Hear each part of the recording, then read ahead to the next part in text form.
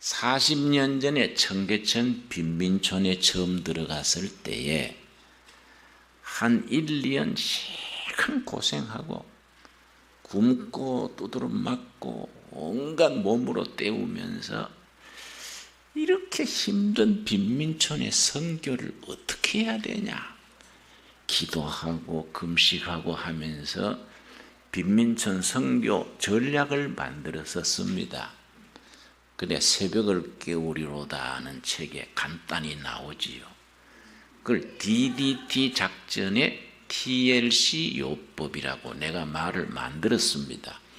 그 뭐 신학 책 보고 한 게 아니고 내가 현장에서 일하면서 빈민촌 선교는 DDT 작전으로 해야 된다, 그렇게 내가 생각을 해내서 적었는데, 내가 다시 이제 40년 지난 뒤에 지금부터 10년 우리 동두천에서 양주에서 DDT 작전을 한번 해봐야지. 그래서 우리가 이 시대에 정말로 기동성 있고 진취적이고 야성미가 있는 교회를 이루어서, 요즘은 개척교회가 안 된다 그래요. 보편적인 생각입니다. 이제 개척교회 시대는 지났어. 이제는 교회가 불어나는 것도 이 교회에서 저 교회에서 옮기는 그걸 수평이동 그래요. 목사 따라서 교회 따라서 이 교회에서 저 교회로 옮기는 수평이동이나 있지, 새로 교인이 나오는 시대는 아니다. 목회자들 모이면 그런 소리 해요. 나는 그 말이 마음에 안 듭니다. 그때나 지금이나 영혼은 배고프고 영혼은 갈급하고 영들은 정말로 하나님이 필요한데 왜 전도가 안 되냐, 이게 무슨 소리 하냐.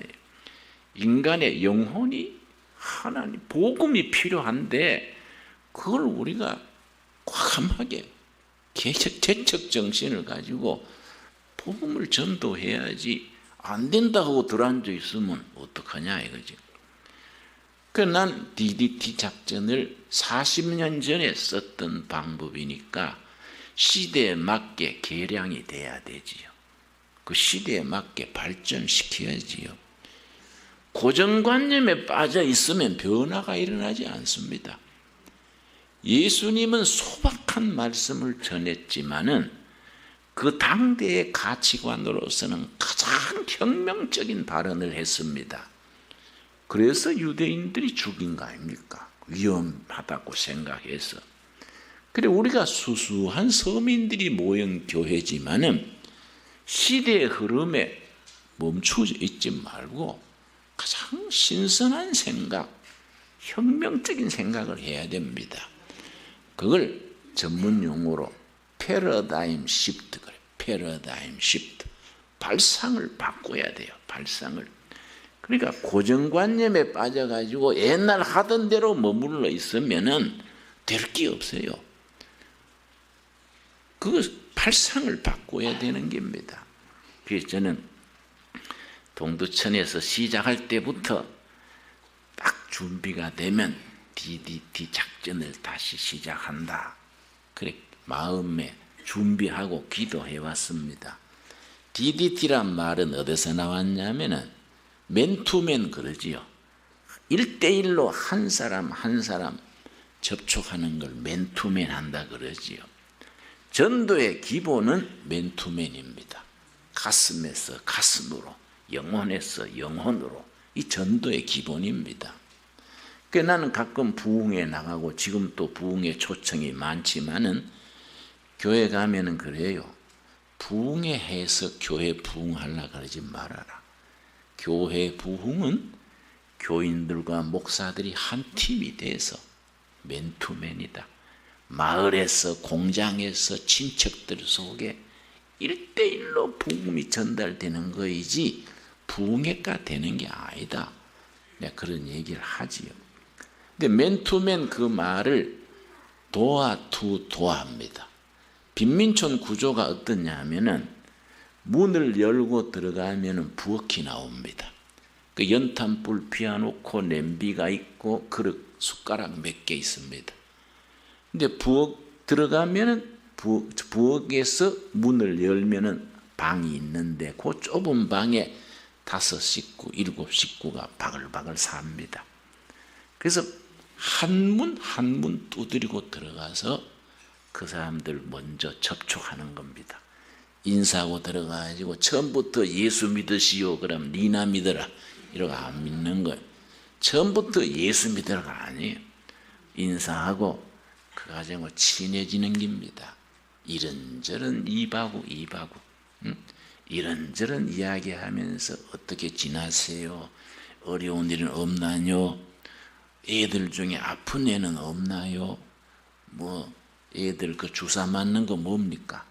예방 주사는 맞았나요? 그러면은 아이고 먹고 살기 바빠서 예방 주사 못 맞았어요. 그러면 그래요. 그럼 지가 시간이 있으니까 내가 허락해 주시면 내일 데리고 가서 보건소 가서 주사 맞고 오겠습니다. 아이고 고맙거로 그렇게 해주면 고맙지요. 예, 다 한 동네 이웃인데 그 정도는 해야지요. 뭐 이렇게 친해지는 겁니다. 가장 중요한 것이 도와 한 분 한 분 두드리고 들어가서 그 사람들과 접촉하는 겁니다. 접촉.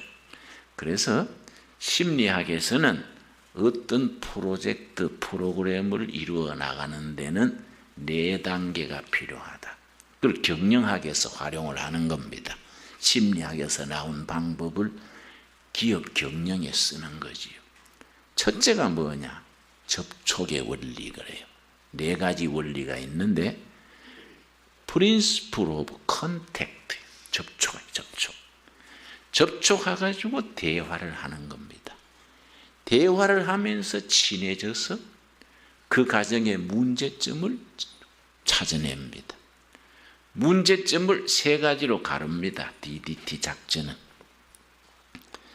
그 가정 자체로서 해결할 수 있는 문제인데 바쁘거나 소홀하거나 해서 해결하지 못하는 문제, 1번 문제입니다.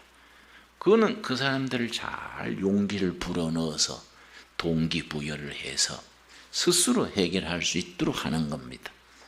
2번째 문제는 그 사람들 자체로서는 어렵고 교회나 동사무소에서나 밖에서 도와줘야 될 문제, 본인들과 외부에서 힘을 합쳐서 해결해야 될 문제, 2번째입니다.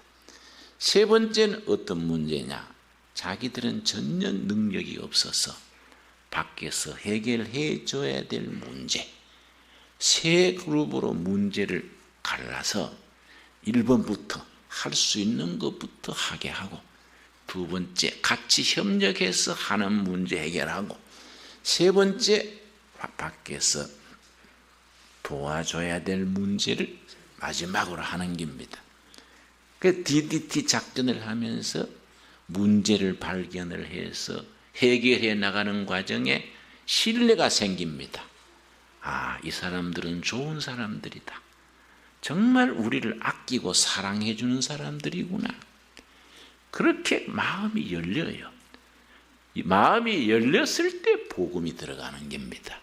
사실은 예수를 믿으시면은 이런 게 좋습니다. 이런 과정은 빼뿌리고 대놓고 예수 믿으시오. 그러면 니나 믿으라. 그럼 당신 지옥 가시오 하고 나와버리면 그게 전도가 되냐? 그래 하는 게 아니다.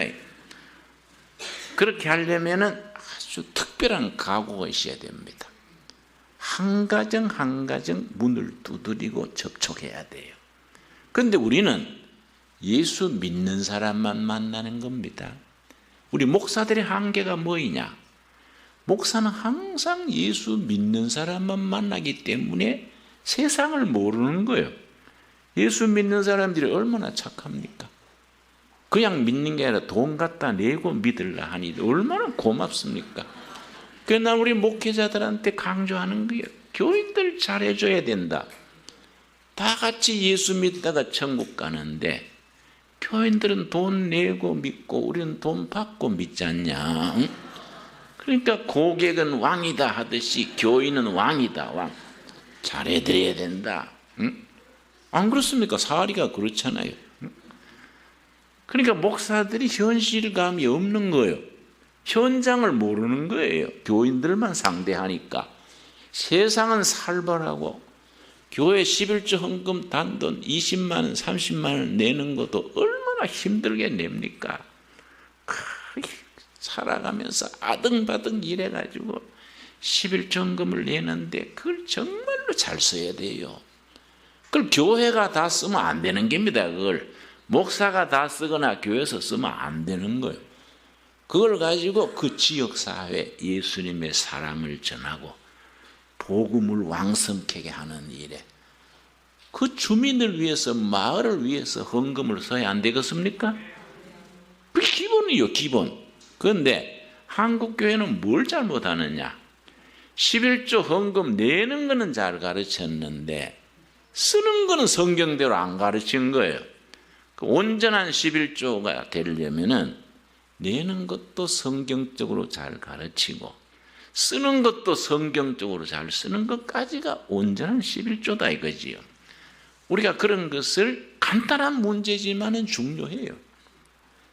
500년 전에 장로교회의 원조가 되는 칼빈 선생이 그렇게 했습니다. 제네바시에서, 스위스 제네바시에서 성경 말씀이 예배당 안에서 우리만 믿는 성경이 아니다. 칼빈 선생의 얘기는 제네바시 전체가 성경 위에 세워져야 된다. 시의 정치, 교육, 문화, 청소년 모든 것이 성경적인 원칙 위에서 세워져야 된다. 그게 칼빈이 제네바시에서 했던 목회입니다. 장로교는 그 전통이 있는데 그 전통은 잊어버리고 칼빈 뼈다귀만 붙들고서는 예배당 안에서만 우리가 있으니까 그 우리나라 사회는 변하지 않는 거예요. 그러면 안 되는 거이지요. 그래서 내가 복음을 전하는 데 있어서 4가지 원리 말씀드렸지요. 첫 번째 무슨 원리라 그랬습니까? 접촉의 원리, principle of contact. 두 번째가 뭐냐면은 반복의 원리요, principle of repetition. 계속 찾아가는 겁니다. 계속 찾아갑니다. 내가 대학 졸업하고 신학교 가기 전에 한 2년 방황을 했거든요. 쭈리야 화장품 외판은 또 하고 책 외판 또 하고. 그래 내가 지금 요새 여성들 화장하는 거 내가 상당히 잘합니다. 그때 외판했기 때문에. 한국 여자들은 화장술이 떨어져요. 특별히 기초 화장이 약해요. 응? 그건 딴 얘기고. 예. 그때 내가 보험회사 다녔어요. 보험회사, 제일생명보험회사 몇 달 다녔는데 한 약국에 내가 27번 찾아가서 계약했습니다. 27번. 이런 끈기가 있어야 돼요. 끈기가. 응? 당신 나하고 편하게 지내려면 계약해야 돼. 당신 죽을 때까지 찾아다닐 거야. 당신 내가 죽어도 귀신이 찾아다닐 거요. 그럼 나중에 학을 띠가지고 한다고요. 전도를 그래 해야 돼요. 전도. 보험 계약도 27번 가는데 전도를 그래 두세 번 가보고 손 떼면 되겠습니까? 예? 그럼 끈질기게 해야 돼요. 여러분 그런 깡생깡사 그러잖아요. 그렇잖아요. 응? 복음 전도자는 그렇게 깡이 있어야 돼요. 그게 접촉의 원리요. 접촉. 반복이요. 반복. 세 번째가 뭐냐? Principle of Reality. Reality. 본질이 알맹이. 응? 괜히 수다스럽게 세상 얘기만 하다가 해지면 되겠습니까? 가장 복음의 리얼리티, 그 본질, 이 부활절이 앞에 다가오는데 부활의 소식이 전해져야 되는 거예요. 네 번째가 뭐냐? 집중이요. 집중. Principle of Concentration. 이 4단계를 우리가 자꾸 거치면서 복음을 이루어 나가는 겁니다. 자, 복습합시다. 4단계 첫 번째 무슨 단계지요? 접촉의 원리. 두 번째 뭡니까? 반복. 세 번째 뭡니까? 본질. 네 번째 집중. 이걸 구역별로 옹교회로 자꾸 훈련하고 보고하고 평가하고 이렇게 하면서 우리가 정말 지금 또 개척교회가 안 되는 게 아니다. 우리가 얼마나 열악합니까? 산속에 멀찍이 있으니까 오기 어렵잖아요. 그렇다고 우리는 안 돼. 그러면 그건 안 되는 거예요. 여러분, 안 되는 게 아니라 안 되는 걸 되도록 만들어가는 것이 전략이고 그게 우리의 정열이고 사명자의 길 아니겠습니까? 뭐 산골짜기에 멀어서 못 온다 그러면은 우리가 설득을 해야지. 골짜기의 공기가 얼마나 좋은지를 아세요? 한 번씩 일주일에 한 번씩 나오면 보약보다 좋아요. 보약보다. 그러고요, 우리 예배 본 뒤에 식사를 그냥 하는데 돈도 안 내고요, 다 먹어요. 우리는 뭐 밥값 안 받지 않습니까? 사실은 헌금에 다 들었으니까 받을 것도 없지요. 그렇지요? 그러고 산에 한 바퀴 도는데 좋아요. 예배당 안 댕기면 손해입니다. 우리가 자신감을 가지고 해야 돼. 자신감을. 우리 교회가 제일 중요시하려는 것이 청소년인데, 청소년. 여기 산골짜기에 중고등부가 어떻게 되겠냐예요. 나는 확신합니다. 2, 3년 안에 중고등부가 300명 될 줄로 믿습니다. 네. 아니, 괜히 하는 소리 아니에요. 내가 다 계산 통박을 굴린 거예요. 이렇게 하면 된다. 그래서 우리 청소년 전도팀을 딱 포진했지 않습니까? 응? 뭐 열심히 안 하면 뭐 내가 데리고 다니는 거지. 뭐 데리고 다니면서 DDT 작전으로 발바닥으로 하는 거지 뭐. 그런 사람들 하나님이 찾고 계신다 이거예요. 그래서 성경에 뭐라 그랬냐면은 역대하 16장 9절 보겠습니다. 역대하 16장 9절 말씀.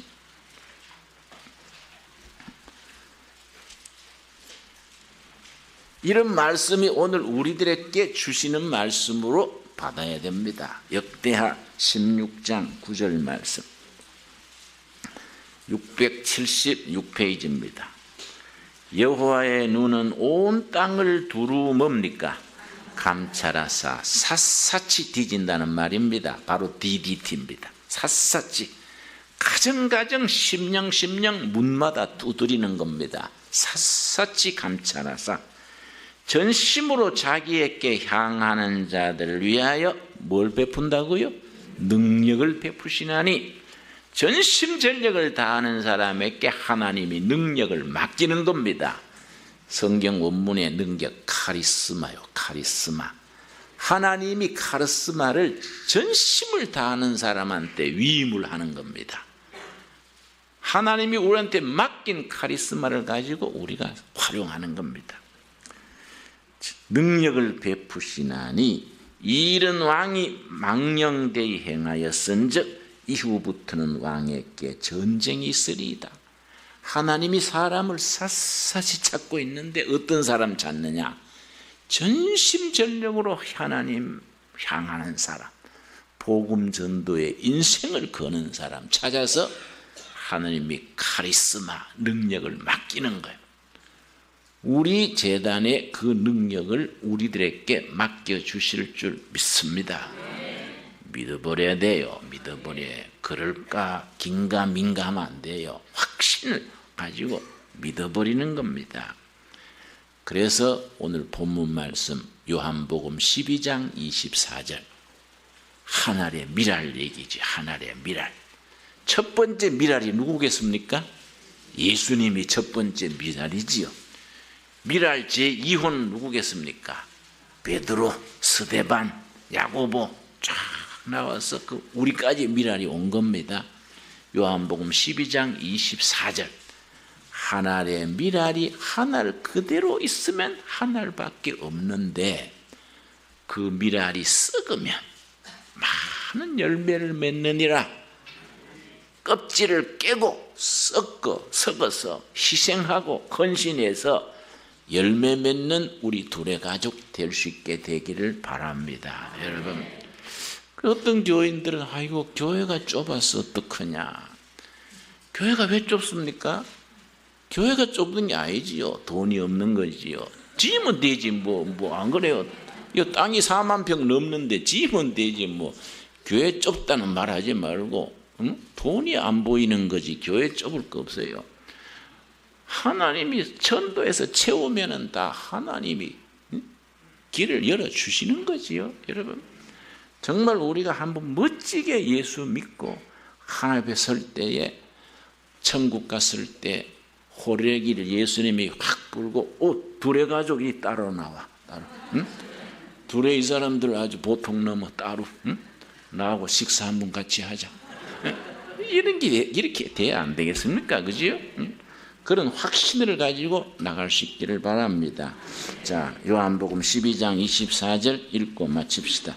요한복음 12장 24절, 우리 전부 이 말씀 오늘 우리 암송해버리고 우리에게 주는 말씀으로 아멘으로 받읍시다. 24절 말씀 시작. 내가 진실로 진실로 너에게 이르노니 한 알의 밀이 땅에 떨어져 죽지 아니하면 한 알 그대로 있고 죽으면 많은 열매를 맺느니라. 여러분, 우리가 열매 맺는 밀알이 됩시다. 예, 기도하겠습니다.